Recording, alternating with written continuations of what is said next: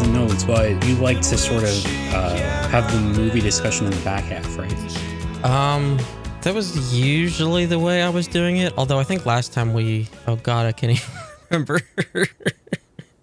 Did we start with the movie last time? I don't think so. I don't think we've started with a movie in a while. Okay.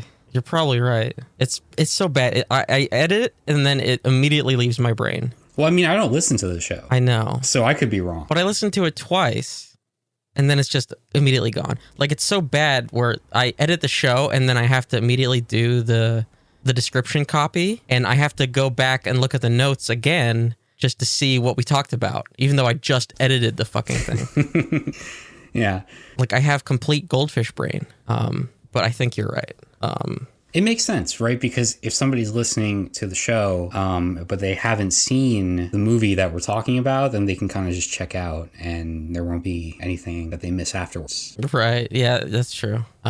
So then do you want to start with, do we want to start with a Mad Watch? We could. Okay. I don't know if this one is worthy of beginning the show, but we can definitely do it. Okay. All right, we could do that. Do you want to introduce the show first? I should probably do that first.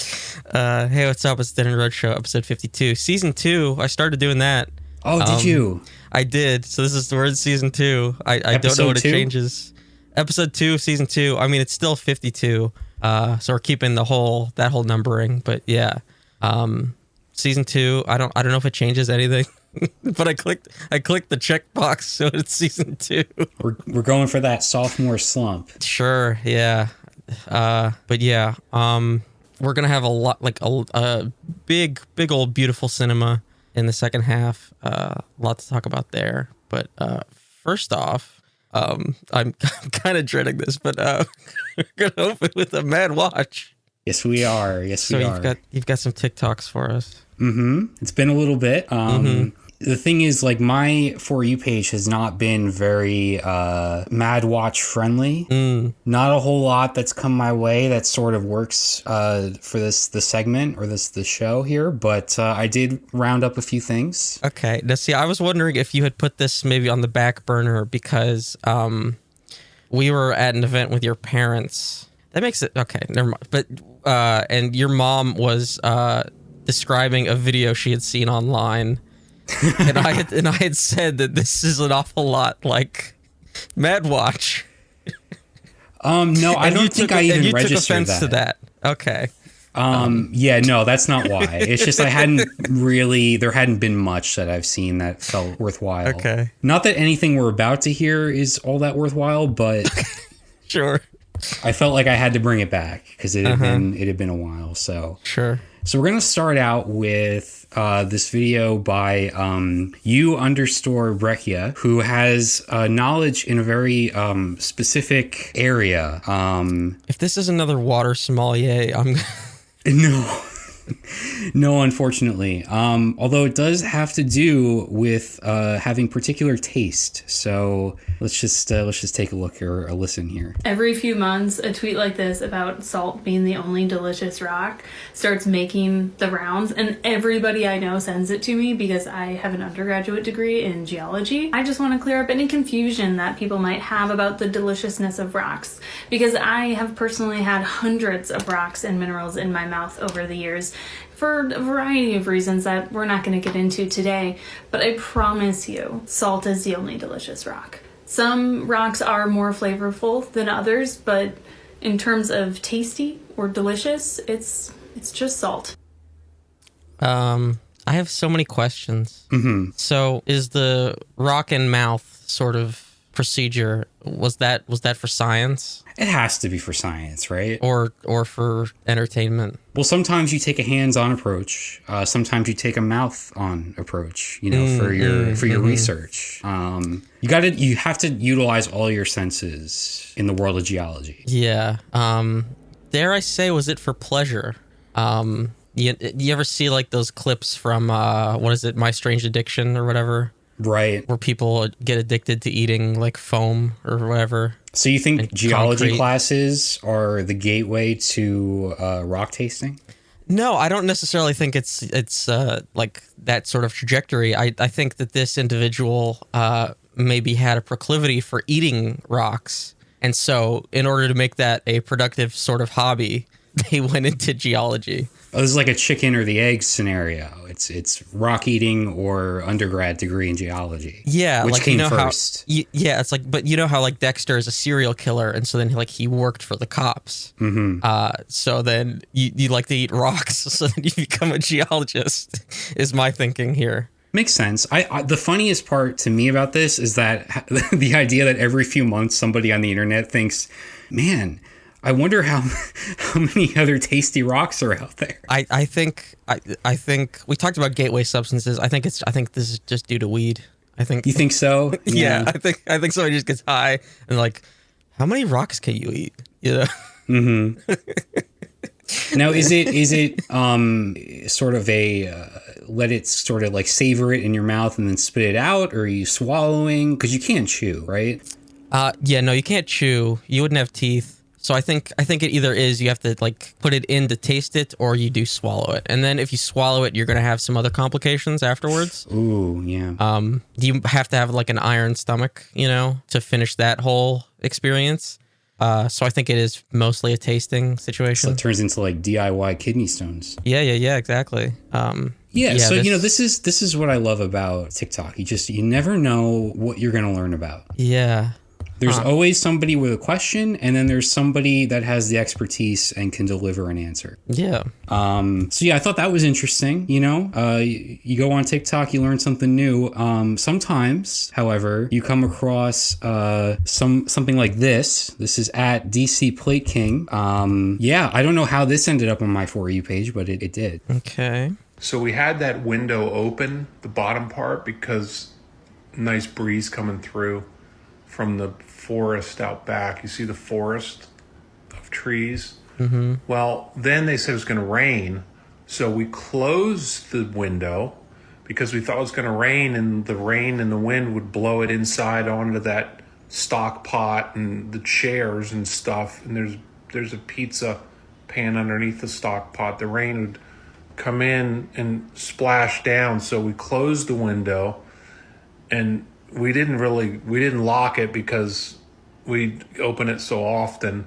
When we closed it, and then we got tricked because it didn't rain, so I might go reopen it again and let the air start coming back into the house.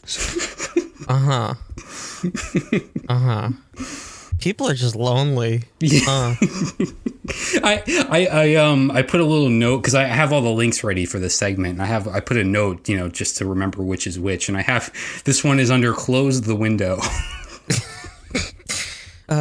Yeah, people are just lonely. He says we, and I don't think there's another soul living in the house. I think it's just him.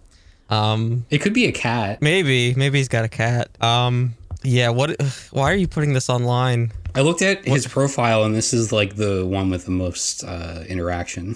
Because it's such a non sequitur. It's mundane talk is what it is. I'm sure there has to be like a community full of just like the most mundane TikToks. Yeah, for other lonely people. Which, hey, who am I to talk? Because this ended up TikTok, the algorithm threw this in my direction, and they're like, "This, you would enjoy this." So, oh my god. Well, I opened the window and then I had to close the window, but then it turned out that I didn't need to close the window, and so that's how my life's going. All right, yeah. Those forecasts, they can be tricky. Sure. You gotta look at the percentage. Yeah, you have to keep in mind the percentage. It's just a forecast. They're not always 100% of the time correct. Mm-hmm. You also shouldn't take it out on the forecasters. They're doing their best. Not that this guy was, but I just, want to throw that out there. He didn't seem very upset. No, just like mildly inconvenienced. Mm-hmm. So yeah. So concerts are a thing again. Mm-hmm. Everybody's going to shows. It's very exciting. We're sort of putting the pandemic behind us, whether it still exists out in the air or not, which it very much does. But so yeah, I saw this. This was posted by Charlie XCX, and I'm assuming it's from one of Charlie's shows. Although it's really tough to tell based just on the footage. But yeah, people are going to concerts again, and they are going hard. Is what I'll say. So here we go.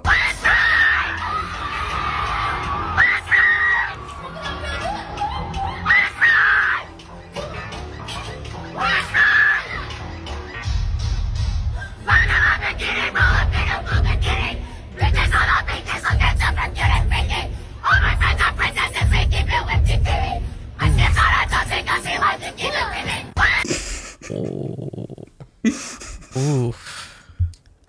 Yeah, that person will not have a voice for the next week, at least. At least. Yeah. I just thought that was hilarious. Mm-hmm. I couldn't make out a single word. No, me neither. I think I recognize like the beat from one of her songs in the background, but you can't even like hear the artist. Yeah, no, there's nothing. Yeah. Yeah, you're gonna see, because it's cathartic going to. I'm assuming this is this person's first show in like 3 years. It has to be, right? Probably, yeah. On the flip side, though, so that's happening at Charlie XCX shows, but there's ways to appreciate the music of Charlie in the comfort of your own home. Okay, so this is by at Winona Earp's dad. Sure. And so we have a nice little short accordion rendition of one of Charlie's songs that I wanted to throw in here because I think it's very good. Isn't Winona Earp's dad Wyatt Earp? Wyatt Earp, yes. Okay, yeah. I like everything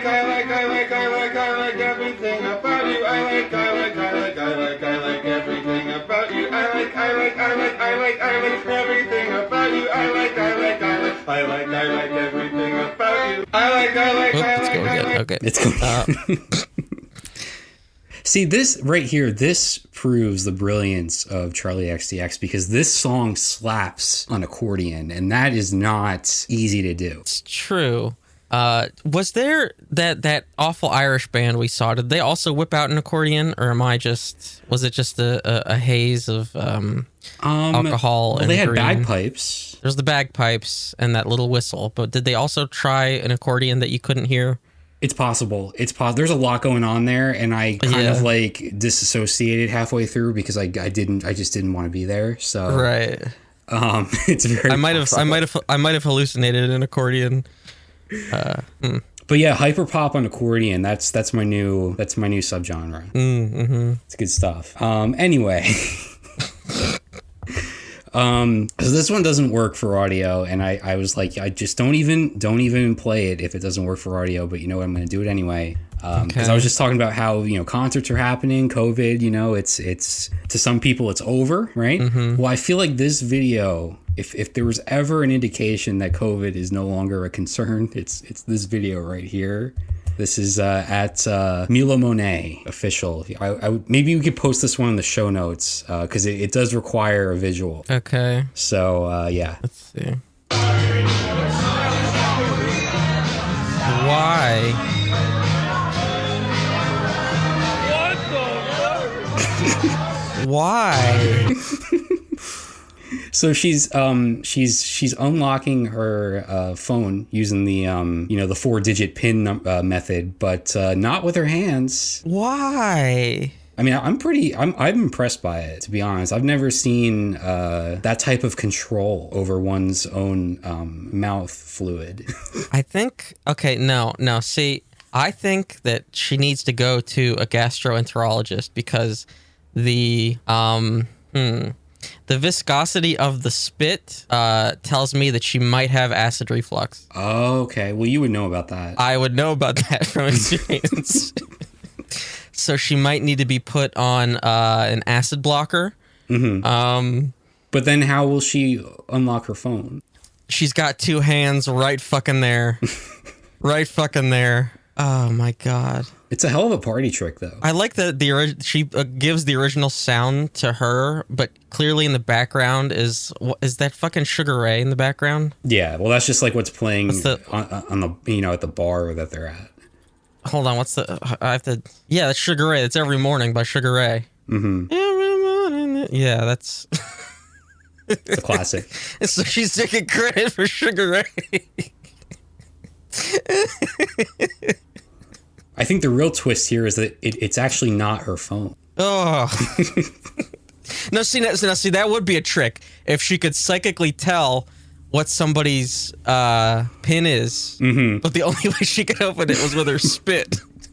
No, because the spit guides you to the correct answer. Okay. Yeah, it's like a Ouija board. It's like a yeah. Mm-hmm.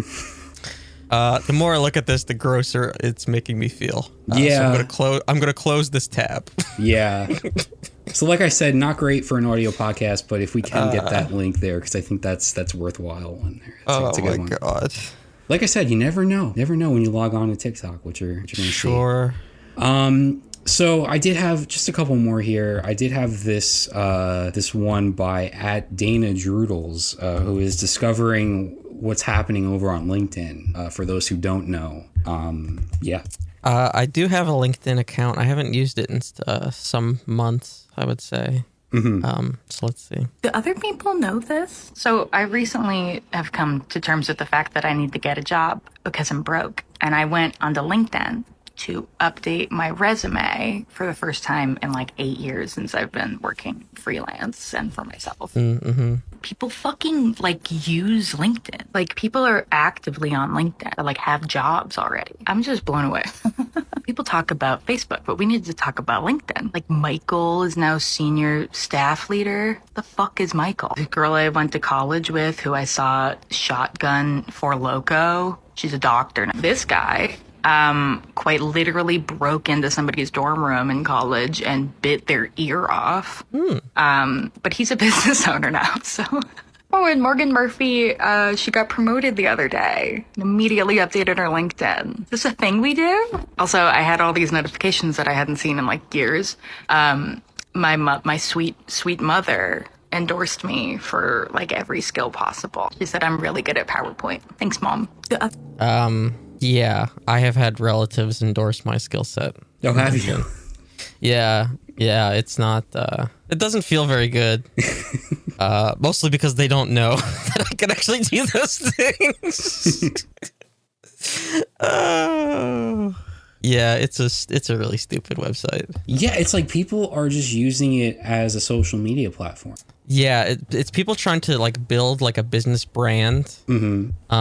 But I don't think it actually leads to anything tangible, like at all. Yeah, I mean, I would expect, Coca-Cola to have a pretty big LinkedIn presence, right? But I wouldn't, an individual who is already employed. I just don't get it. But maybe that's why people are more successful than I am. Yeah, it's very strange. Yeah. I would try to like if I'd write an article, I'd try to post it on LinkedIn, but it just kind of felt like posting it on business Facebook. Like it's like the same fucking thing. Yeah. Yeah, it's just a weird site. Yeah, the job searching is pretty bleak in general.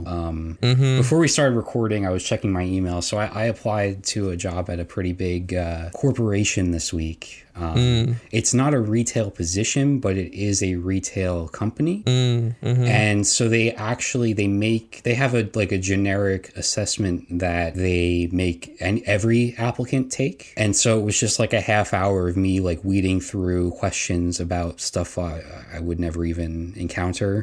Like loss prevention? Yeah, essentially, and like customer service stuff, and like it really brought me back to when I did work retail. Sure. Which like that's whatever. But then I got an email, an invitation to interview this morning, but it's a recorded interview. As in like they have some questions written out and I record myself answering them and send them in. So like your first weird. Yeah, like your first point of contact with the company is not even with a real person, and that's just sad. That's weird. I'm debating whether to actually do that or not. I have not come into contact with that yet. Yeah, that's weird. Seems very, very awkward. Like the remote thing, I totally get it. Phone interview, absolutely. Yeah, fine. Yeah. But to just send you a list of questions and then you have to record a voice memo and then they might listen to that. Yeah. That's really strange. It's funny because the job I applied for is in their HR department. It's like, oh, this is what their HR department looks like. So then you would be sending people the list of questions. Oh, it's so fucking bleak. Ugh. Wow. Yeah, I hate it so much. And by the way, I've still not seen a salary range or anything like that. So I've done a half hour of answering questions that are unrelated to the position. They want me to use my time and not theirs on an interview, and I still don't know how much the position actually pays. So you gotta love it. Yeah, it's fantastic. Oh my god. Anyway, I do have one more. It's just this piece of media criticism here that I saw on TikTok. Oh, we do that. We do sometimes. This is, I mean, you might be like, this sounds obvious, but it makes sense. This is a good observation. I liked it. This is by at Lucy Marie, Little Lucy Marie on TikTok. I was thinking to myself yesterday that we should have a name for the genre of media that's something that has a good message but frequently gets misinterpreted by people who get something weird out of it. 3 things that I could think of off the top of my head were Scott Pilgrim vs. the World, Rick and Morty, and 500 Days of Summer. In these specific examples, I think the thing they have in common is that a man will watch them and they'll kind of take the flawed male character who you're maybe supposed to learn a lesson from or who you're not necessarily supposed to align yourself with, and they'll come out of it thinking that he's the hero. Protagonists in these vary, obviously, massively. It's really interesting, though, where the creator will give you characters who you're not necessarily supposed to think are great, or you're supposed to be able to learn something from their mistakes. And there are people who will still watch it and think, God, I'm just like them, or I would love to be just like them. Someone thinks that Scott Pilgrim is the hero, or that Summer in 500 Days of Summer was a bitch. Rick is the hero of Rick and Morty. Everyone else is watching thinking, how did you get that out of it? I mean, I'm sure there's probably a TV trope page for this. Yeah. But I do have an issue with the Rick and Morty one. Okay. Because, and I've long stopped watching that program. Long ago.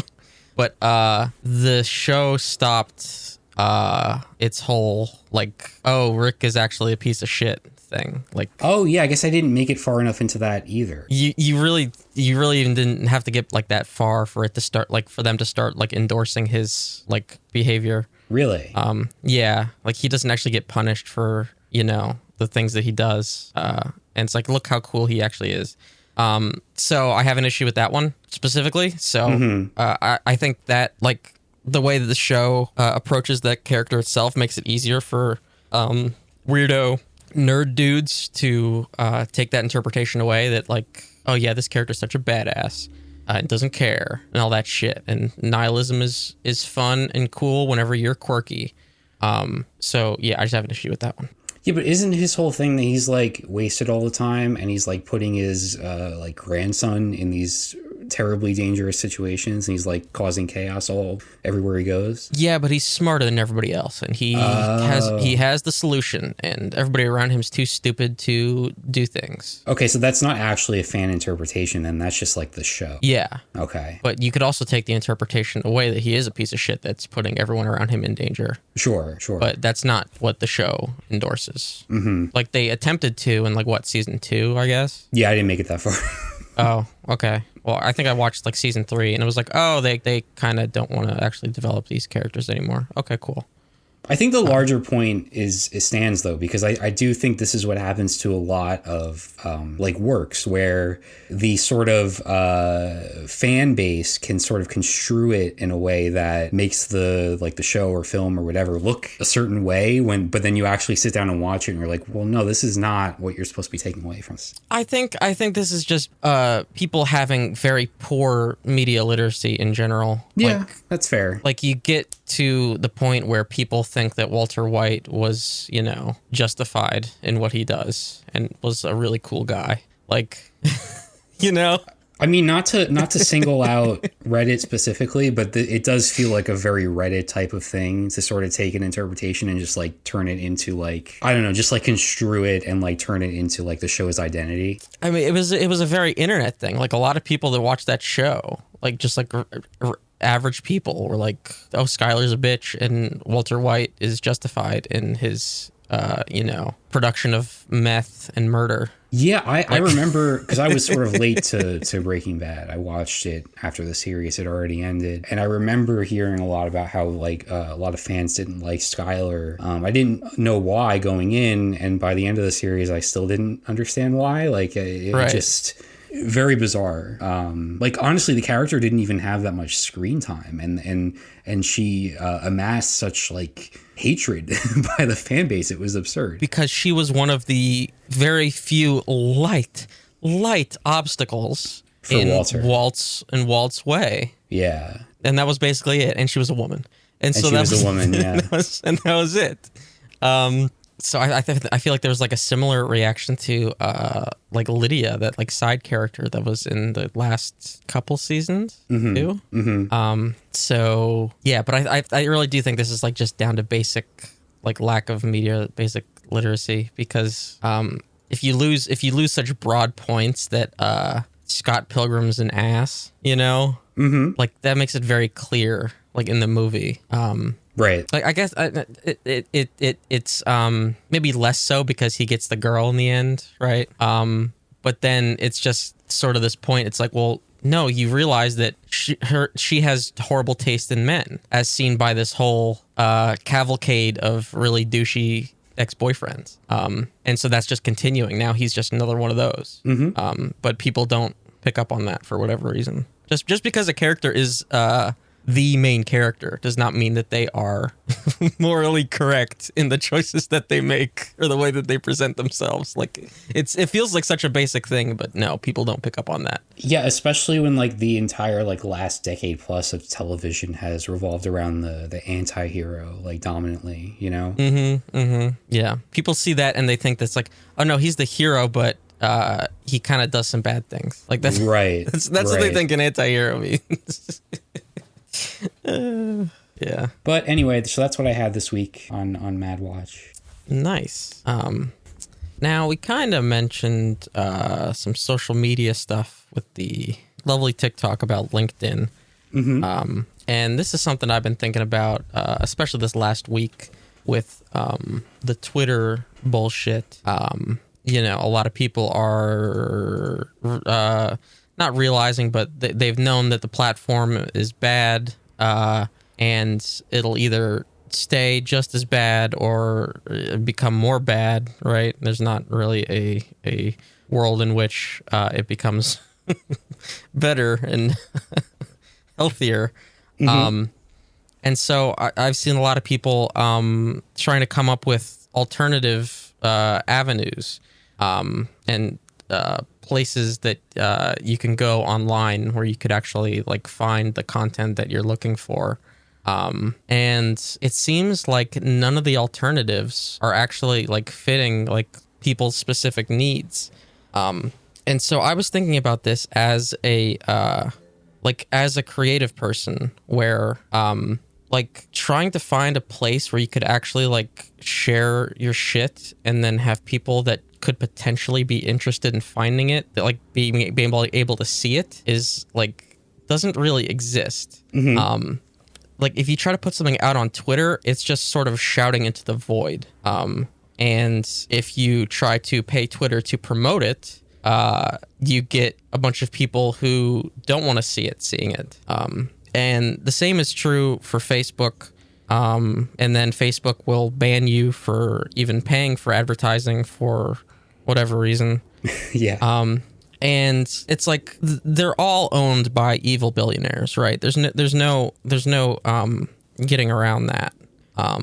But it's just really frustrating to see that none of the platforms work in a way that is conducive to like actually sharing shit. Is really my concern. Yeah, I mean, instead of addressing that, we are talking about this made-up free speech problem. Mm-hmm. This thing that isn't actually a problem, except for, like in the case of Twitter, and I guess most platforms, it's marginalized groups that end up taking the brunt of any sort of restrictions or even like lack of restrictions, right? Yeah. Because like with the whole Elon discourse, he has made up a problem and he's made up a solution to the problem that doesn't exist. And that's all that anybody's talking about. Right. Yeah. It's the same conservative line of they feel like they're being persecuted for something. It's the shadow banning. They're being silenced by leftist big tech, which is not a fucking thing. But the numbers don't back it up. Like, some of the biggest accounts on Twitter are right-wing whack jobs. The most shared pages on Facebook are all right-wing. Like, there is no silencing or censorship going on. Like, it's so fucking backwards, and they know it is, and that's not even the point. The funniest thing is that he's spending all of this money just because, like, it's like a failed comedian, like buying out the venue where he's bombing in. Like, he thinks that he's good at Twitter, and so now he like wants to own Twitter. It's just an ego thing. Completely. It's an ego thing, or maybe it's a midlife crisis, as I've seen people call it. Yeah, he got dumped by Grimes, and now he's going through this whole whatever the fuck it is. It's just whatever. But I care like so little about that anyway. Because everybody has known that the Twitter sucks, right? Mm-hmm. Like nobody likes Twitter, you know? It's just that it was the only alternative to like quickly get news and to what you thought you were like sharing, either the things that you made or, you know, whatever. And for media types, it was actually like one of the only ways you could properly network, because LinkedIn is not a proper way to network. Mm-hmm. So maybe some people are going to leave over the Musk thing. Maybe people are not. I've seen a whole lot less activity over the last week than I usually do on Twitter. So there's that. Honestly, like, I predict that it's not going to go well. Mostly because Twitter does not make money. It's just valued at billions of dollars. Like, it does not actually return any of that money, which is why they've gone so hard on advertising and their new subscription, whatever. Like, Twitter has never actually made any money back. So it's not going to go well.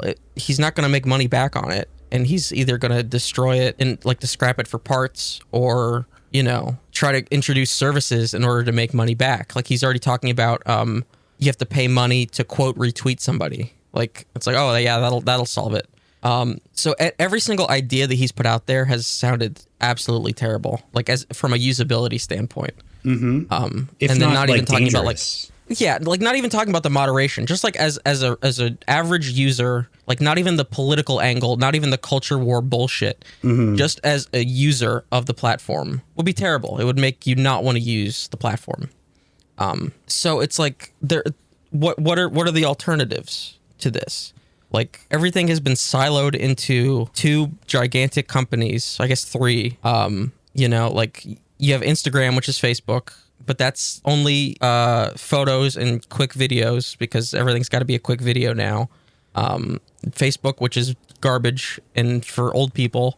You had Twitter, and then you have TikTok, which is just short videos, and that's basically it. Yeah, right? And it is, and it's really bleak, because like I listen to and I read The Verge and its podcast, like the tech website. Yeah, and it just seems like every week what it amounts to is just them discussing another billionaire and his or her antics. His, most likely. Like, it's so monopolized.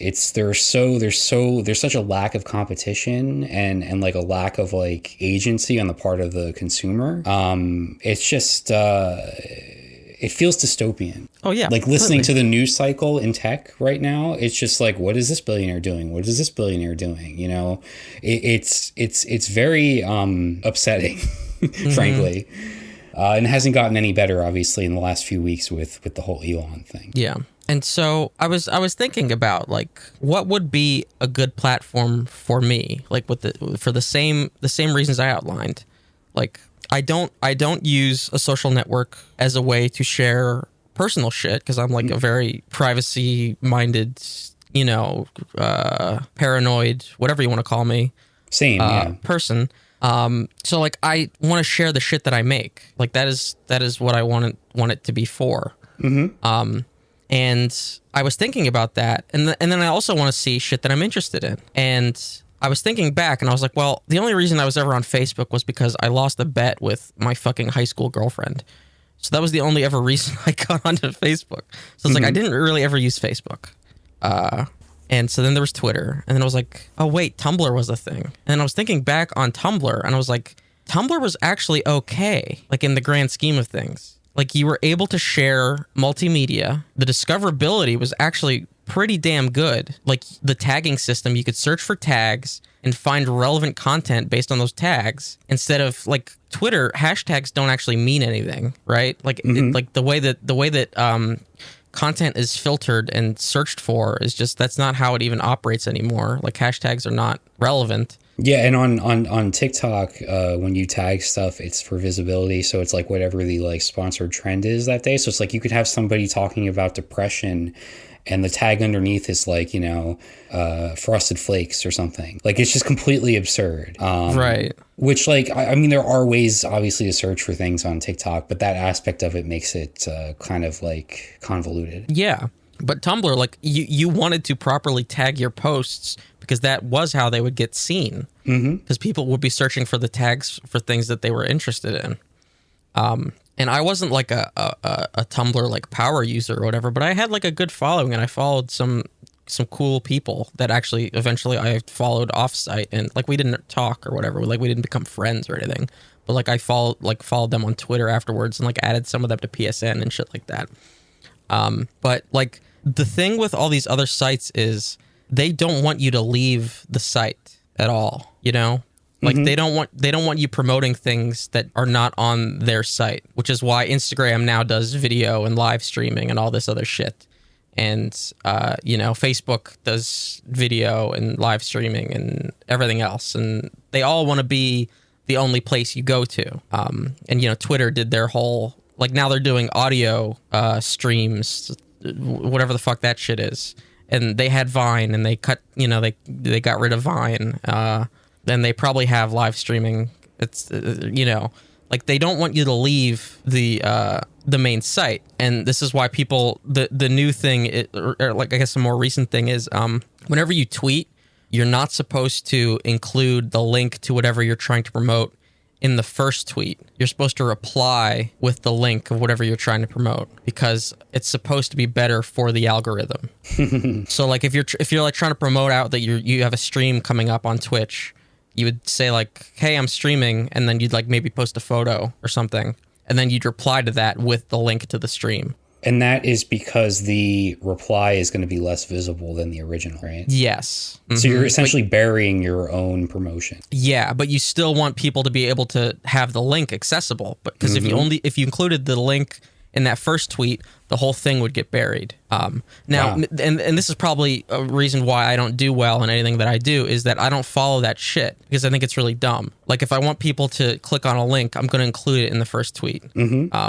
And like there's a lot of YouTube shit like that I also don't follow, like with thumbnails, and like technically like the algorithm for YouTube is like you're supposed to have separate channels for clips and for live stream VODs and all that shit. And like technically like the podcast should have its own separate YouTube channel for the algorithm, but I think that's really dumb. I think it's really dumb. I think everything that you make, if somebody's interested in the stuff that you make, they should only have to go to one channel. It's called a channel, not like, you know, one thing. Anyway, that's a tangent. But like Tumblr, like the discoverability was really good. And it like they didn't give a shit if you were like, you could link to Spotify playlists or just like straight up songs, or you could upload audio, and like, you know, it was really good for images. Like you could upload high quality images and video. Like they didn't give a shit if you were like sharing stuff from YouTube or, you know, all these other different sites. It was just more like an aggregate, and it was like so easy to share things. And it really like made me sort of miss that whole thing. Like I didn't get into whatever, like all the weirdo fandom Tumblr bullshit.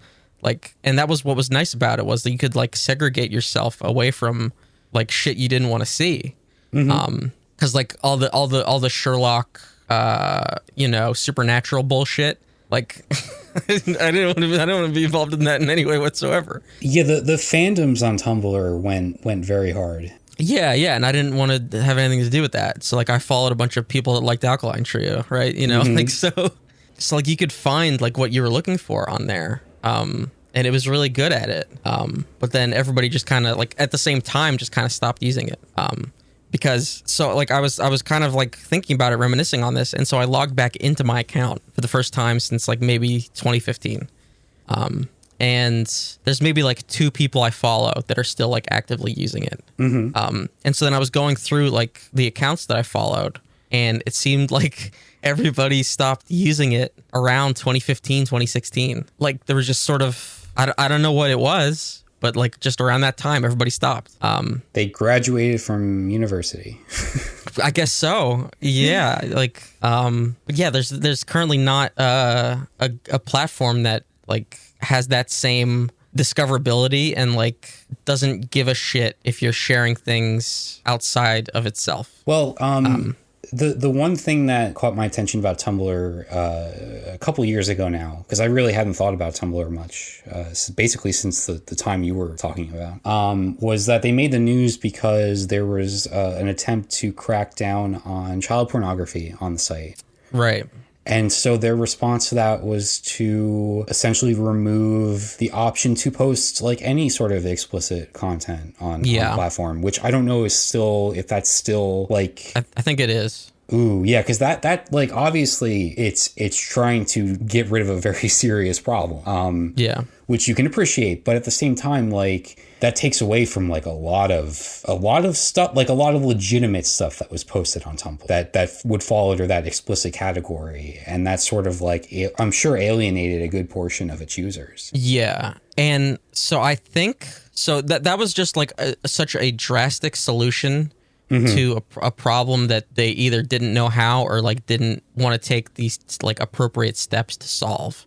And because like as somebody that used Tumblr at, like towards the end of high school, and at the time had followed other people that were in high school, yes, let me just say yes, it was an issue where you had people that were minors who were posting material they probably shouldn't have been. Right. And so I think it got to a point where sometimes it was just hard to know who was of age and who wasn't that would be posting shit. Yeah, it's interesting, right? Because like another site that made the news, I want to say in 2020, for a similar thing was Pornhub, right? Because they had a similar issue, child pornography, minors, unauthorized videos, all that stuff. And their solution was basically to wipe out like, I don't know, 75% of their entire like library of videos and restrict it to only verified accounts that could post, which seems like at first it's a very drastic move, but it seems like a pretty reasonable response. Yeah. Right. I don't really know how well that's gone in the past 2 years, but it seems like a better response than just being like, no, you can't post anything explicit, even if you are like of legal age or regardless of context. Right. Right. Because some people's entire like Tumblr existence like relied on like explicit content, and there were a lot of porn blogs. Yeah, that's what I'm trying to get to, and like for whatever reason, like talking my way around it. But yeah, exactly. So yeah, I don't know what like the correct solution would have been for Tumblr, but like you say, it did seem like a drastic thing. Yeah, one potential solution would have been to just go 18 up. Yeah, and verify that, whether that you did a strict verification like Pornhub does, which is probably you have to submit photos and an ID, and you have to wait a couple days for that to get processed, which is what I assume happens. Or you just do Scout's Honor and say that you're 18. Like, I don't know. But yeah, that happened, and that probably killed a bunch. Like, I was already done with the site by then, because that was like, what, 2018 or something like that? Think so, yeah. So, yeah, this seems like it was sort of like the death blow, right? pretty much, yeah. Which, again, to reiterate, it's great, attempting to rid your platform of the illegal, awful, exploitative shit on it. But just the way that you go about it, I don't know what the answer is, but I do think that there was a difference between the Tumblr problem and like the Pornhub problem, where the Pornhub problem was like a lot of revenge porn and stuff like that. Like Pornhub had cases against them for hosting revenge porn. Whether unknowingly or not, whatever, they still had it up, and it was easy to upload that shit. And wasn't their issue also tied to like credit card vendors? They were like threatening to remove their like Visa and whatever were threatening to pull out of to use that term, but you know what I mean? To stop like working with Pornhub, right? So they had to they're come like, up with a solution. You deal with child porn? No, we're not gonna go near you. Yeah, because of course in the capitalist society it comes down to money that's going to end up forcing a company's hand to solve a problem. Yeah. And but on the flip side, the Tumblr thing was that it was users who were just willingly putting content of themselves up. Right. And like I said, as somebody that was on the site in high school with other high schoolers, I saw it firsthand. Mm-hmm.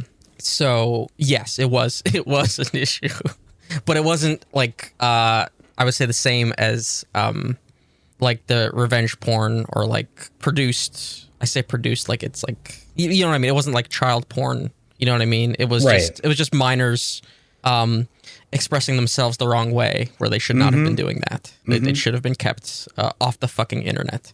Which, like, this is the flip side to trying to find like an open platform where you can like, find your audience and post what you want. It's like, this is the downside to that, right? Like if you don't have that amount of moderation, then you're going to run into issues like this. Right. And Tumblr never really did anything with moderation where that's why they just decided like, okay, fine. There's just nothing. You cannot show. I think the thing was female presenting nipples was the way that they worded it, which was they worded it that way in like the legal term, in like the legal language, in like their terms of service. Oh my goodness. So if you have nipples that look female, whatever the fuck that means. But yeah, Tumblr's other problem was that they also didn't know how to monetize the site. Right. Like I don't really think there was ads, and it was like kind of hard to advertise on that. So like it never really made money, and that's why it was passed around. I think Yahoo owned it once, and then Verizon bought Yahoo, and then I think it was sold to like some Russian company or something. So yeah, it was passed around a lot, and I don't even know what its current status is, even though I logged on. It was kind of the same as it always was. I only used the mobile app when I just like peeked in to check what was going on. But yeah, it's rough. There's not really one more thing about the Elon situation. Mm-hmm. Somebody pointed this out this week.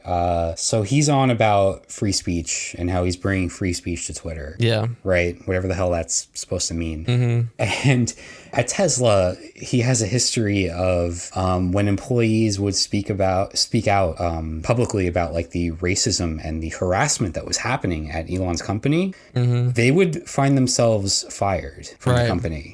Which that's a hell of a thing for for someone to do that and then go talk about how he wants free speech. Mm-hmm. And then I saw yesterday the Public Citizen Twitter account was like, so is this what Elon means by free speech? And they posted a screenshot of how he has blocked them on Twitter. So the hypocrisy knows no ends with Elon Musk.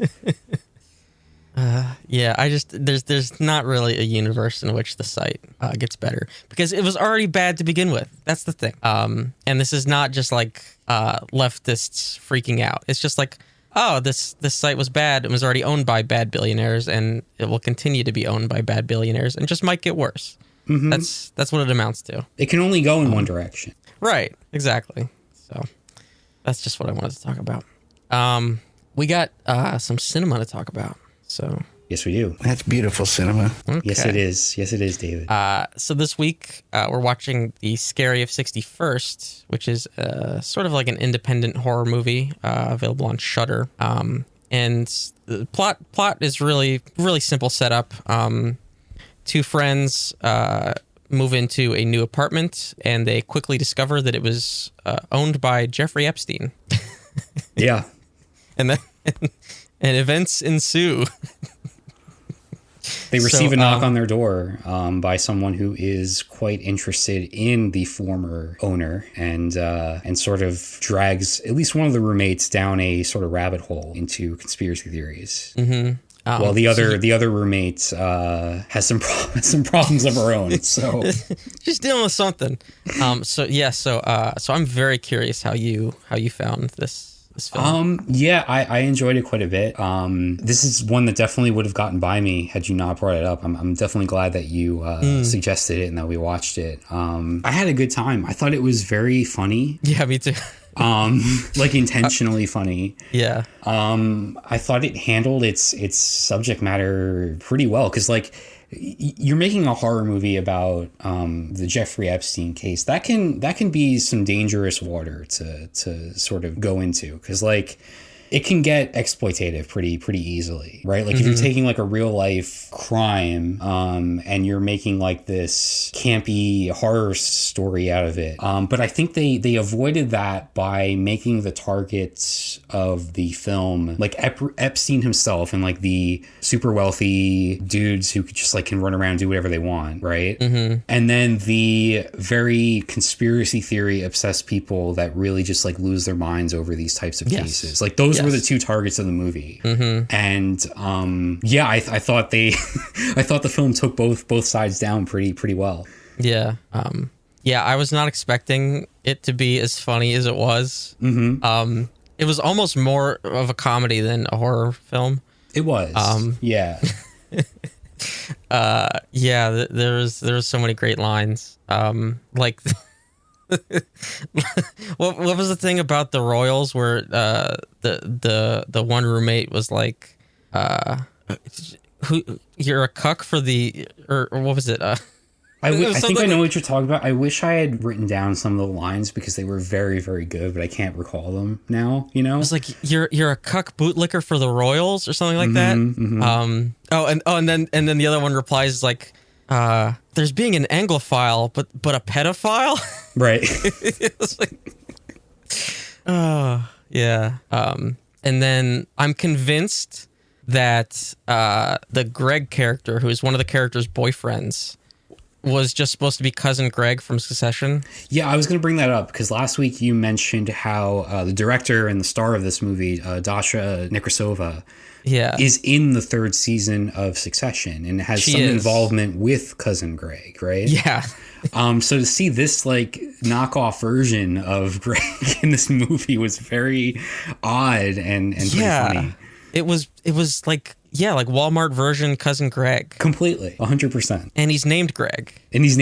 Yeah. So I was like, okay, has like fine, the same like voice, the same mannerisms, pretty much the same look. It's very odd, and it has to. It's one of those things where it's like it has to be intentional. It has to be. It's like, or this is like just such a type of New York dude. Oh, that's possible. But then he's also named Greg. Because to be fair, this was filmed probably pre-pandemic, I'm assuming. I would imagine, yeah. And so it probably came before she was on Succession. I don't know when that season was filmed, but yeah. But regardless, it was a funny thing, whether it's a coincidence or not. Yeah, because it could just easily be, drop cousin Greg in there, and it's the same thing. Although I'd like to think that cousin Greg has a little bit more. Well, he's a better actor, but. Well, sure. But this guy was very much playing like the stereotypically like shitty boyfriend, right? Yes. The one who doesn't really pay attention to his girlfriend or like really care about anything outside of like what directly involves him. Yeah. Very dismissive, very like in his own worlds. Yeah. Like there's that whole sequence where she's describing this horrific nightmare that she had the night before, where she's basically like lifted up at like in a what was the movie? The oh my god, this is like a very, very popular horror movie with the I'm like blanking completely. What, like The Exorcist? Jesus Christ, yes. She's like lifted up like The Exorcist before she wakes up. Like it was just this really like nightmarish thing, and he like just doesn't give a shit as she's describing. He's like, stop taking Ambien. Yeah. I love that he also had earmuffs on, like while he's supposed to be listening. Yeah. But yeah, I liked the film is shot as if it's like a 70s horror film. Yes, very much so. From like the film grain. I don't know if it was shot on film, but like it has that aesthetic to the like the film quality. She's very much doing a similar thing as what's his name? Ty West. It's like Ty West is doing that sort of like 70s homage type of filmmaking, and I think Dasha's style is very in line with that too. Yeah. And this takes it further too, like with the dialogue and the sort of just like contrived coincidences of the, you know, the plotting and everything else, and just like the campiness of it too. Yeah, you mentioned the dialogue. There was one thing that was kind of jarring to me was some of the lines in this felt like they were written in the early 2000s, in that there was some some choice of language that you really just don't hear anymore, and for good reason too. Like there was a handful of R word drops by these characters. Yeah. That I'm like, okay. Like it's and one an F thing. slur. Yes. So it's like it's one of those things where it's like, okay, so you're having these characters say it. That doesn't necessarily mean that you yourself, as like the writer, would say it, but at the same time, it just felt very unnecessary. Yeah. So I didn't know if that was going to be in here. But so based off of the sort of philosophy of this group of like, I guess maybe formerly leftist people, they're very anti political correctness. Well, when you say formerly leftist, you mentioned last week that Dasha is like the host of a leftist podcast, right? Yes. So I don't know all the details. There's some weirdness where like they are now hanging around with like alt-right people, and have also, I think one of them is like now converted to Catholicism and is doing like trad shit. So I don't know all the details. That's quite a turn to take. Yeah. So what I think, here's what I think, and like my take on this is that they come from very wealthy New York backgrounds, and so they just try to do what's controversial. And so a few years ago, it was controversial to be communist, and now it's kind of controversial to be like trad alt-right. That's interesting. That's how I see it. Because like when it comes to this movie specifically, like a lot of it hinges on how much you are trying to like skewer these characters, like for being like ridiculous and privileged and frankly stupid at times. Yeah. So now I'm wondering like how much of the comedy of it, how much of like the commentary of like the sort of like obsessed conspiracy theorist, the one that, you know, lives in New York City but doesn't pay rent because parents do it for them, and that whole thing. I wonder how much of that was like intentionally taking jabs versus how much of it was like just part of like the identity of the screenwriters. There's a lot of irony, and it's hard to tell exactly how much and how much you can apply to it. Like this like area of leftists are also like incredibly obsessed with the whole Epstein thing. And so it's like sometimes they're upset, like ironically obsessed, and sometimes they are actually like deeply into it. So it's hard to tell how much like this is just skewering that, or if it's like what on what spectrum this might fall. Right. You even have that one scene where the roommate first learns about like how the other roommate and her new investigative partner are like looking like going down this rabbit hole. She's like, well, do you care about the Epstein case? And she's like, yeah, of course I do. Yeah. Meanwhile, whenever she's introduced, she's like, do you know about Jeffrey Epstein? And she says, the billionaire? Like that's that as if that's what he's known for. Yeah. At this point. So yeah, it's tough to decipher like how much irony should be applied, and I think that is also intentional, because like this level of irony is often used to like obfuscate the true feelings of whoever is producing it. And my limited knowledge of like these groups of people is that they often use that to that effect. I see. So like there are a group of leftists like similar to this that are very obsessed with the whole Epstein thing. Because it's almost like that. You know the meme of like the two muscle men with like, you know, they're shaking hands, and so that's one side. It's like leftists, and then it's like conservatives, and it's like hating the Clintons. It's like so like yeah. Yeah, because you mentioned that, and like my knowledge of like the Epstein case and like everything they were like looking into in this film is very like surface level. Like I could follow it, but I have not really done any like research myself or anything. But like I don't feel like you necessarily need to. No, you don't need to. You don't need to. But to me, what like some of the stuff they were talking about sounded like was like QAnon-ish. Yeah, because they're talking about like the elites and their like secret like pedophile rings and stuff. And it's like, man, this sounds a lot like the far right conspiracy theories, which I guess is kind of like what you're talking about, right? Like it's almost like they're two sides of the same coin. Well, she says at one point, "Have you heard of Pizzagate?" Yes, yeah, which was a very funny line. Yeah, the way it was delivered, but yeah, that speaks to that even further.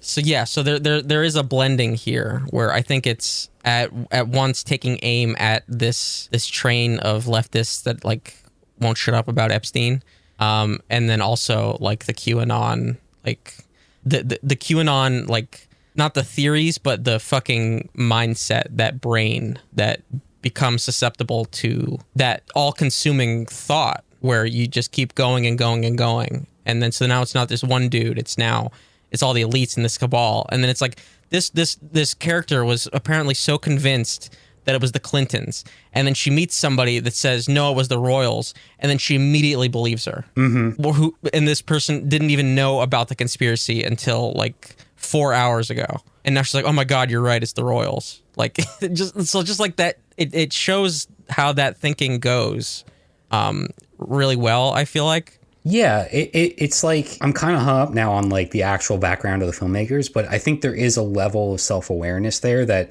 it does make the movie work. Yeah. That's the issue, is that it's hard to know. And like I said, I only have a very minimal knowledge of the two. The other host of that podcast is the one who cameos as Ghislaine Maxwell. Oh, you mean who had a cameo in this movie? Oh, you're saying, it actually was for some reason. Yes. My mind went to, so this is what I was thinking. This person is doing the cameo platform. She's filming cameos as Ghislaine Maxwell. Jesus. No, she plays Ghislaine in this film. Okay, that makes a lot more sense. There we go. Yeah. Which I didn't know how you're supposed to take that in the movie. I think it just feeds into like these two are just so far gone at this point that they're seeing somebody on the street that isn't even like that person. Well, see, that's what I thought at first, but she's credited in the credits. What do you mean? As Ghislaine Maxwell. Oh, well, okay, so I guess they could have put like fake Jane Maxwell or like woman or Jane Maxwell lookalike or something, right? Yeah, that's funny. I didn't watch the credits. So intentionality here is a lot of what interests me about this movie now. What did you think about the way it like everything came to a head and the way it ended? I mean, I guess we can get into like the spoilers of the ending and everything at this point. I did think it was really funny that it basically ends with cease your investigations. Yeah. I just thought that was funny. I don't know how I feel about it being maybe a hallucination or whatever. Well, it's either a hallucination or they cleaned everything up before she got back and left that letter for her. In 10 minutes. Yeah. Well, we don't know how far away the print shop is. I guess that's true. Yeah, so like, because before it was potentially revealed that it didn't happen, my theory was that, so they're in this apartment the blonde roommate is now possessed or acting like one of the one of the underage victims. Now that they're back in the apartment, the brunette roommate is now acting like Jelaine, and then the realtor guy was Epstein. Like now they're stand-ins for this. Does that make sense? It does, yeah. But then whenever that maybe didn't happen, now I don't know how to take that. Right. Because and I guess the way you interpret it also speaks to how much like credibility are the filmmakers giving these conspiracy theory obsessed people, right? Right. Because what we're supposed to take away from the movie really, it could go either way. I really don't know. Yeah. Conspiracy theorists who are also taking methamphetamines. True.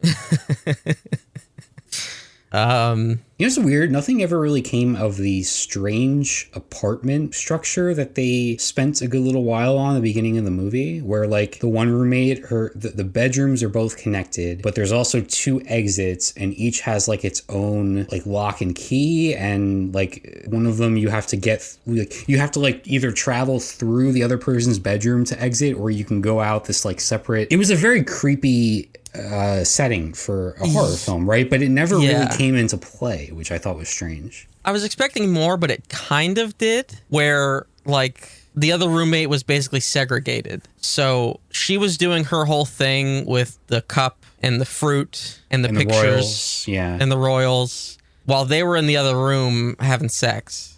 Oh, so it's like just like a logistical thing. Like, how do we keep these 2 characters separate and not have to interact? I guess so. Okay. And then also whenever the conspiracy theorist, because that character didn't have a name, and I actually don't even remember the other 2 characters' names. Whenever she shows up at the apartment again, she goes to the other roommate's external door, the door that faces the stairwell. And that's when she sees all the blood and the fruit and everything through the door, even though it's got the chain link on it. I don't know why she went to that door, but she did. She was looking for the other one. I just figured somebody would end up getting trapped at some point. Yeah, that's kind of what I felt like it was leading to. Yeah, with the weird exits and locks and everything. Yeah. But yeah, I mean, I had a good time with it. It was worthwhile. Yeah, I mean, it was nice and short, which I appreciated. Oh yeah, I saw that 80-minute runtime. I'm like, yes. It's perfect for this type of like campy, like retro horror type thing. Yeah, you don't want to stick around. Like, no, it'll overstay its welcome. So yeah, I enjoyed how funny it was. I wasn't expecting that. Yeah, like I said, I wish I had written down some lines because there's some very good ones. Some questionable ones, but some very good ones too. Yeah. Like whenever I knew that it was going to be about the Epstein shit, and like knowing how like those kind of people approach political correctness, I was like, how fucked up is it going to get? And it was actually not as bad as I thought it was going to be. I was expecting it to get worse. Yeah, I mean, this style of horror movie has always been about like provoking and even exploitation in some ways. And like you said, considering the subject matter and now what I do know about somewhat of the background, yeah, it definitely could have been more uncomfortable than it was for sure. Yeah. But yeah, pretty good stuff. Yeah. Do we have anything for next week? I came with one in the event that you didn't have another suggestion, but yeah, I don't have anything. This was okay. So yeah, there's to stay in the horror-ish realm, there's a new film out called We're All Going to the World's Fair. Okay. Yeah, directed by Jane Schoenbrunn. It's been pretty buzzy. Been hearing a lot about it the past couple of weeks, so I thought it'd be cool to check out. It's been compared to 8th Grade, Bo Burnham's film. Oh, interesting. But in a very interesting way, where it's like, I saw one of the Letterboxd reviews is like, this is like 8th Grade if Burnham had directed it after he made Inside, his special, because it has sort of that like dark like horror element to it. So I'm very intrigued by it. It sounds very cool. And also the score, the music was made by Alex G. Oh, okay. Yeah. So I thought we could check that out next week. I think it's on VOD now. It's been out for a week or two. Okay, yeah. Sounds like a plan to me. Cool. While we're here, a couple things we want to talk about. So I'm surprised you didn't see this, or maybe you saw it, but you didn't put it in the notes. So you see what's going on with the Weeknd show? I saw some headlines. I didn't look into specifics, though. Okay. So the Weeknd, the musical artist The Weeknd, has this HBO project and it's apparently being like completely redone. As director Amy Seimetz, who we know as the She Dies Tomorrow director, which we watched months ago at this point. She left. She's left the project. She was going to direct all the episodes of it. Wow. And after she left, it seems like they're redoing the entire thing. And Did I hear that Sam Levinson has a larger role now? Yes. So he was a producer at the very least on this before, and now he's gonna have more of a role in directing. And there is also something about a lot of it being recast as well. And the weird thing is that some of, if not all of the episodes that were ordered were already shot. So it seems like they're just completely redoing this. Yeah, sounds like a potential disaster here. Pretty much. And it's something that I was initially, like, when they first announced it last year, I was looking forward to it. Because, like, obviously The Weeknd is a very successful artist, like, musically, but if you watch any of his, like, performances or music videos, like, he has a very distinct, like, aesthetic that he goes for, and his stuff is, like, really well directed and produced, and, like, he himself is a good actor, and I think, like, the like premise of this show would like lend itself to like a lot of the stuff that he's really good at. However, like this news here is just like very concerning, to say the least. Like if you want to talk about like the voices that are attached to a show, right? So like Amy Seimetz, apart from her movies, like she was the showrunner on the Girlfriend Experience, the Star series, which like the first season of that especially is still one of my favorite seasons of TV. Like it's such a good show. And you know, if you're removing her from the equation and you're replacing her with someone like Sam Levinson, who can be quite brilliant at times, but at other times, like if you've seen Euphoria, is makes some very, very questionable choices with like the characters that he writes. Not to mention like these are mostly rumors and speculation, but there's been some talk about like behind the scenes drama on the set of Euphoria that Levinson was involved with some of his actors. And I don't know, it's like you take a woman out of the equation and you elevate Sam Levinson, and it just spells trouble to me. Yeah, especially because the premise of the show is following, or at least this is the former premise, who the fuck knows, a female pop singer who starts a romance with an enigmatic LA club owner who is the leader of a secret cult. Yes. I should have mentioned that because the premise can lend itself, and again, we haven't seen it, we don't really know anything, but you know, just on its surface, like if handled incorrectly, that sounds like it could be messy. Yes. In terms of like maybe the dynamics between characters, or maybe even like when it comes to like misogyny or stuff like that, right? So, you know, the people that were involved initially had me very encouraged, but now I'm not so sure. Yeah. There it says here, this is from Deadlines where I'm getting this. Mary Laws, a writer on Succession and Preacher, was planned to write and co-executive produce. But it does not say if she is continuing with the project as well. Yeah, it's interesting because I think one of the main downfalls of Euphoria, especially season 2 Euphoria, is that every episode was written and directed by Sam Levinson. And I think I was talking to you off, you know, after the recording about this. But like, there are characters based on Levinson's own like experiences in life, and those are the best characters in the show, and those are the things that really shine. And work well. And then you have like these characters on the periphery that he just doesn't seem to know what to do with, and are just like wasted opportunities. And there's some very questionable choices character-wise that are made in season 2 specifically. And so it's like, I feel like a lot of that would have been avoided if you had like a traditional like writer's room where you just had more voices in on the like the writing and the process and everything, you know? So that's just to say that I'm concerned about this project now. Yeah. I think a lot of people on the outside are. I'm genuinely surprised HBO is even giving them the leash to like redo a fucking show from like ground up after it was already filmed, you know? Well, I feel like HBO still is in a spot where they don't want to put a complete disaster on screen, right? Well, I just think it's more likely usually that something would just never see the light of day than like get a complete so they redo. would just scrap it entirely. Yeah. But like The Weeknd is such a big name. Like he's like one of the most popular artists in the world. Yeah, and I guess Levinson as well. Yeah, high off of Euphoria. So yes. But yeah, it is a strange one. That is interesting to bring up. I wonder if Euphoria is just like exponential. It seems popularity over the past like number of months has actually led to this opportunity here. Where like if that didn't happen, I wonder if they would have just scrapped it after whatever didn't work with it. It's possible. I don't know. They might have some kind of deal with him in place to develop different shows, or yeah. I'm just bummed that we don't get another Amy Seimetz show. I know. Yeah, she was going to direct, every episode. So release the Seimetz cut. There we go. It's out there. Somebody has it.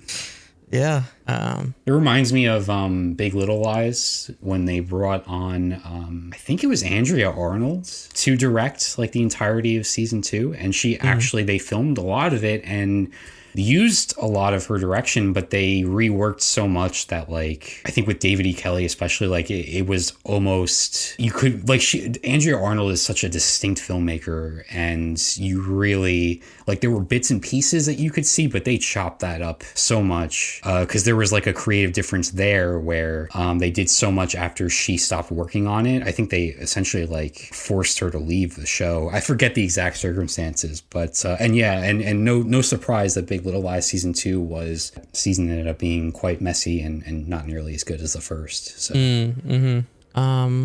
Do we finally want to talk about The Dropout? Sure. This is another thing we kind of talked about last week after recording. Yeah, but, exactly. I think it's worth talking about because we both watched the whole thing, right? Yeah.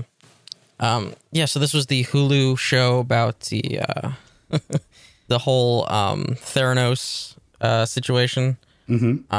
I was initially very lukewarm on it, mostly because it was it's based off of, I don't know whose podcast it was. It was based off a podcast that was sort of just factual, retelling of the events of the downfall of Theranos.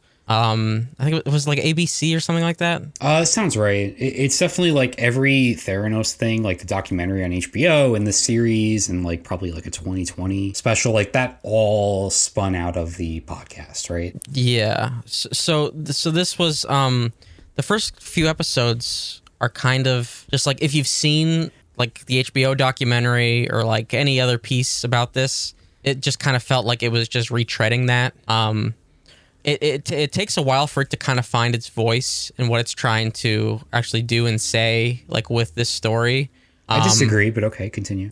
But like when it does, whenever it starts to like show that this was a situation that was completely off the rails and these were people that should have had no business doing any of this, then like the more ridiculous it gets, I feel like the better the show becomes. Yeah, but I don't see that as taking time to find what it actually wanted to its voice to be. I found that as like an intentional escalation, right? Because the premiere episode is about Elizabeth Holmes in college, and it paints this very like reasonable, like I'd even say sympathetic portrait of her as like an adolescent.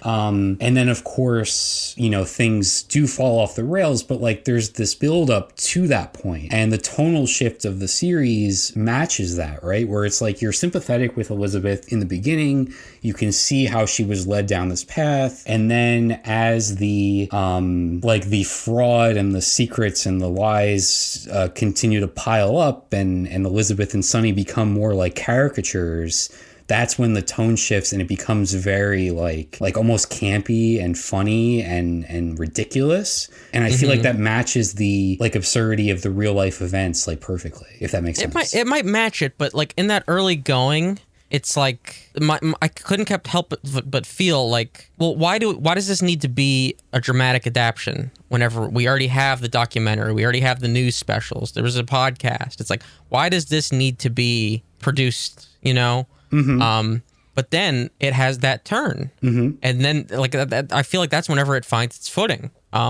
Because other than that, it is just sort of like rehashing. Like, so if you already know it, you know it. Yeah, but you have to lay the groundwork. You can't just like open the show going 100 miles an hour and having everybody act the way they are like halfway through. Like you have to like set that foundation first. I suppose.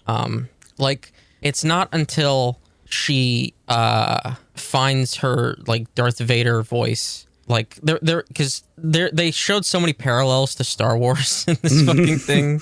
Yeah. That it was almost genius. So one is whenever she like puts on the voice, which is like Darth Vader putting on the fucking mask, and she like does that whole thing. The other one is the green juice, which is like Luke's green lightsaber. Okay. Yeah. And then the kicker is at the fucking Japanese restaurant where the Walgreens guys come in and her and Sonny are sitting there just like Vader and Yoda? Fuck. No.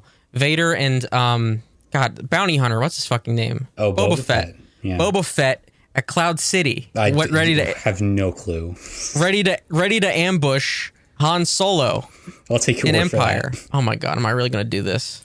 No, I'm sure you're right. I mean, I'm actually surprised that you know the name of a city in Star Wars, but because it's called Cloud City. Hold on. I know Tatooine. Here, I'm gonna show this to you, and you're gonna be like, oh yeah, that's from the fucking show. Because like I can't help but feel like this was intentional. So you see, since we're a small operation, we don't fall into the. Well, this looks like the Theranos building. Empire.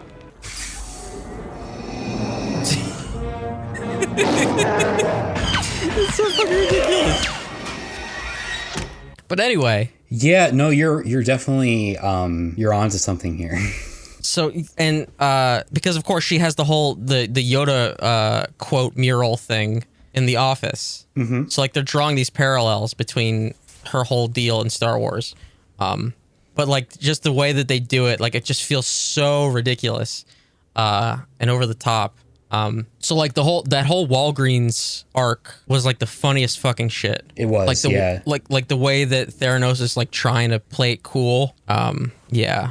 And you had the dude from Succession as the Walgreens guy, which was like perfect casting. Yeah. What's his face from? He plays Ferris Bueller. Oh, that's right. He's from Ferris. I always forget that. I say that to everybody, and they're like, "Oh yeah, fuck." Yeah. No, but like in the same way as the premiere, I felt like the finale had a way of like humanizing Elizabeth without like letting her off the hook in any way, but just like having these moments of like empathy with the character, which had been completely non-existent and for good reason throughout most of the series. That like I was saying to you last week, it's like you go into this finale, it's like, oh, they're gonna get it, everything's gonna fall, crumble around them, and they're finally gonna get their comeuppance. But it's like the show took that away, that the pleasure of that away from the viewer, because it's like you're sitting in it with Elizabeth, because there's that moment where she's like outside of the Theranos building and she's like waiting for, I don't know, like a ride or whatever, and she's just like, she's been completely like without emotion throughout the entire thing, and she just like lets out like this scream, like this wailing, like this scream, and it's like I don't know, just like really effective moments in the finale that I wasn't expecting. Yeah. They really want you to feel bad for poor Lizzie at the end, No, like it's not that you feel bad for her. It's just that they don't. It's not. She finally drops the mask. Exactly. Yeah. Exactly. Yeah. But yeah, I thought it was well done, the whole thing. Yeah. I was going to mention there was the soundtrack in this was very good. Some really good choices, especially when it came to like the really cringeworthy like office parties or whatever that Sonny and Elizabeth would have. Yeah. And there was one episode where they played Die Young by Kesha.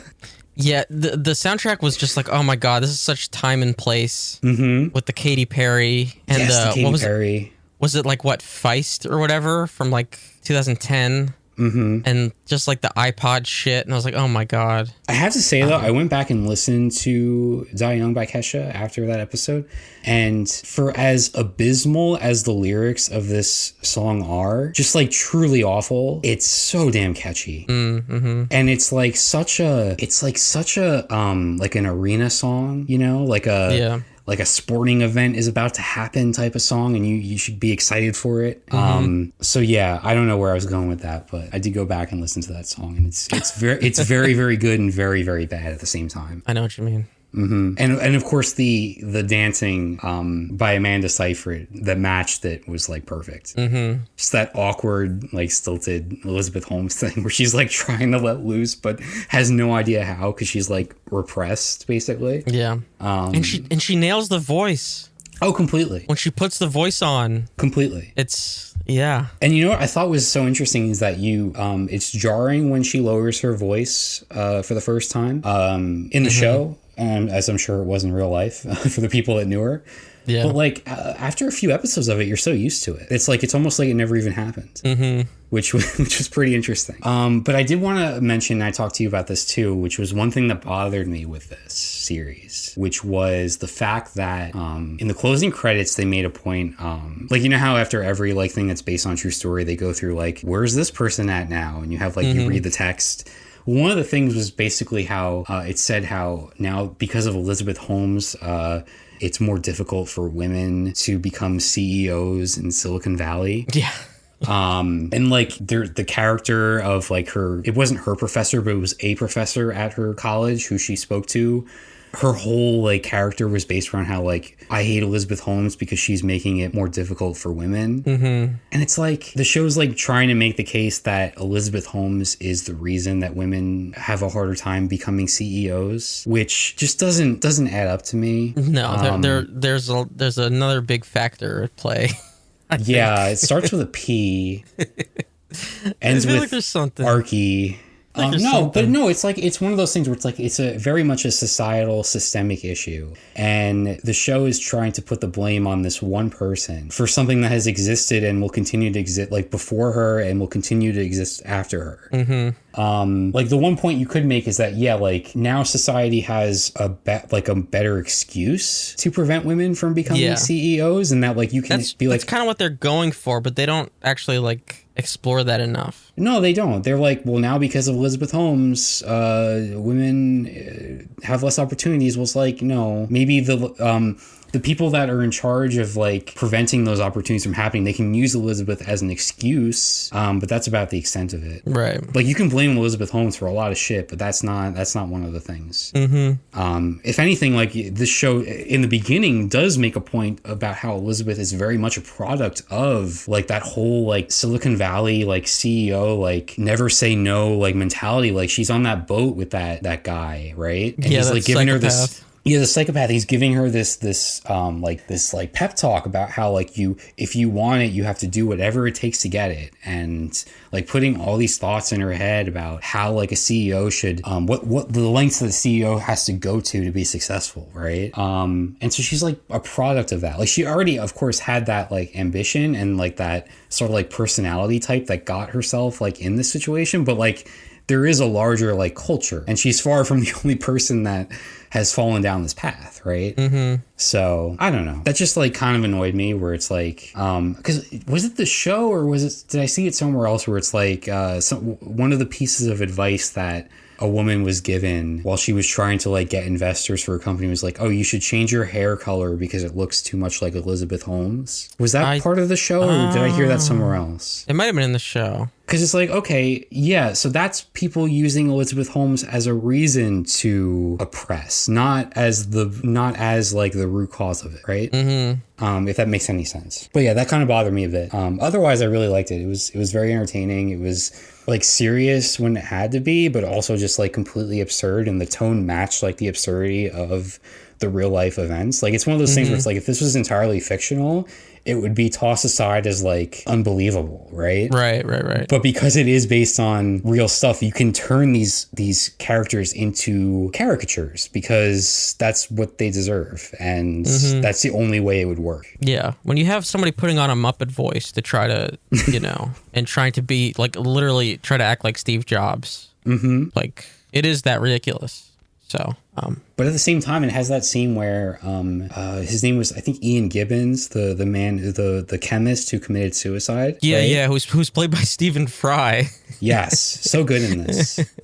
And then Elizabeth learns about the fact that he killed himself, and she's like in the middle of a meeting, and she's like grappling with that internally, and she's got like this little finger puppet that she's like designed for like children at Walgreens when they're getting their Theranos tests. And there's just this moment where it's like she's right before she turns completely cold and she's like, okay, we need to move on from this. I don't really care. She has this moment with the finger puppet, and it's like completely vulnerable and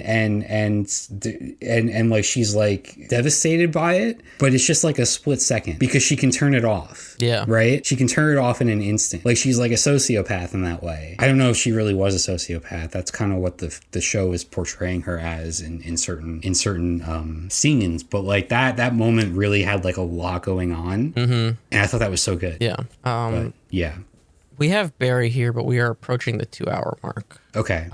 I think we should save that for next week, mostly because I watched the premiere of this season, but I didn't remember a fucking thing that had happened before. I dove right into, and I feel like the show sort of simplified the sort of aftershocks of everything that went down in the season 2 finale, like the aftermath of it and the consequences and where they were distributed. And I felt like that was such a smart move because they realize it's been three whole years. And it's like, okay, we need to hit the ground running. And also we need to take into account the fact that we left off at this very significant place and a lot of people probably are not going to remember it. And I thought that worked like really well. Like they were able to be like, okay, this is who took the fall for this thing happening. And this is where these characters are at. And now we're moving on and we're moving forward, you know? Yeah. I mean, I was picking it up slowly, but I was still like, I don't remember everything that I feel like I need to remember. And so I feel like I have to go back and rewatch it. Like how much of it? All of it. All of it? Yeah. All of it.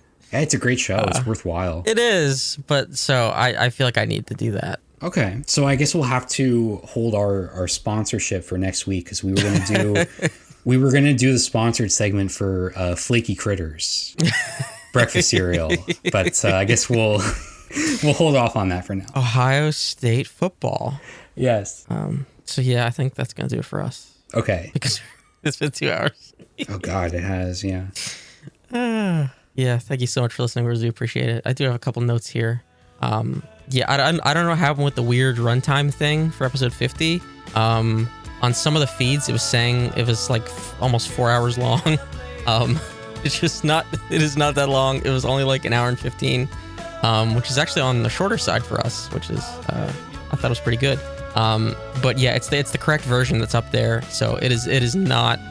If your player says that it's like almost 4 hours long, don't worry about it. Somebody's like, they really went all out for this 50th episode. yeah. I don't know what's causing that. I don't know. Like you can even check the YouTube one because it uses the same audio and like that one's fine. So yeah, it is not 4 hours long. I've started making some preparations for a live stream version of the DeadEndRoad show. We have to figure out exactly what we're doing for that whole business, but I've been making some graphics packages that we can use.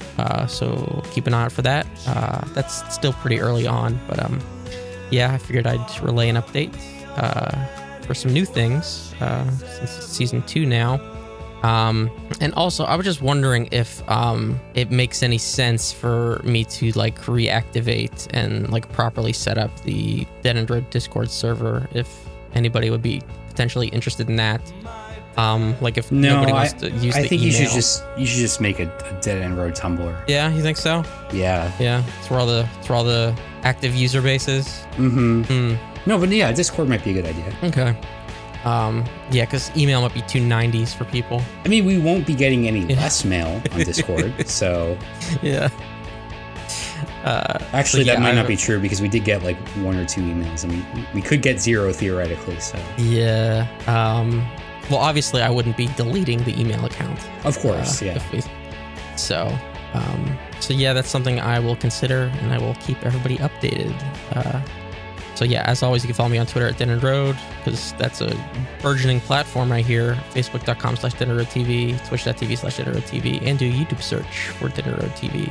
You know, I was looking at the Spotify page for like their weekly new releases, like podcasts that they feature, like the ones that they boost and they curate and they highlight. Mm-hmm. And right up there was this new one called Dead End. Oh, what the fuck, man? It's like, I think, some kind of true crime thing. So a little bit concerning there, but... Oh my god. I just want one win, you know? Just one. It might be like a limited series, who knows? Well, the one thing about this show is that it hasn't been limited. It hasn't been limited yet. Oh god, just one win. Email us anything at video@deadendroad.co if you have I think we time, should please. rename our show the Joe Rogan Experience. Yeah. He doesn't have any lawyers or anything. That won't. He's only got, what is it, 400 million from Spotify? Yeah, that'll go well. Give us a rating if podcast app of your choice allows you to do so, like Apple Podcasts. I still got to check to see if anybody's done that. That's on my to-do list. All right, that's going to do it for us. We'll see you next week. Thank you so much for listening.